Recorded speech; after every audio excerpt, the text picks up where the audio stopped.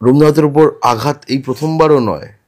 বাংলাদেশের রবীন্দ্রনাথকে হিন্দু কবি বলা হচ্ছে, এখন ভারতবর্ষে বিজেপি রবীন্দ্রনাথকে বাংলাদেশি কবি বলছে। মানে এই লোকটাকে আসলে, এবং এই লোকটা যে উদাত্ত বাঙালি জাতির যে চেতনাকে প্রতিনিধিত্ব করে, এটাকে ঠিক সামলাতে পারছে না। এরা কেউ পারেনি, দিল্লি পারেনি, ঠিক আছে, আসাম, বিজেপি, জামাতে ইসলামী, এরা কেউ পারেনি। এমনকি আমার খুব লজ্জা লাগলো,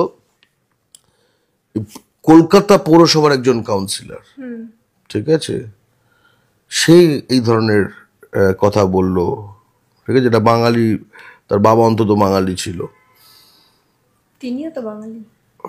ডাজ নট ম্যাটার, মানে বাঙালি হলেই যে সন্তান বাঙালি হতে হবে এরকম তো কোনো কথা নেই। বাঙালি সে যে বাংলায় জন্মেছে বা বাঙালির ঘরে জন্মেছে তা না, বাঙালি সে যার মধ্যে বাংলা জন্মেছে। তো যে রবীন্দ্রনাথের গান গাওয়াকে অপরাধ মনে করতে পারে, তো তার তো অনেক কিছু চেক করতে হবে, তাই না? সেদিকটা রয়েছে।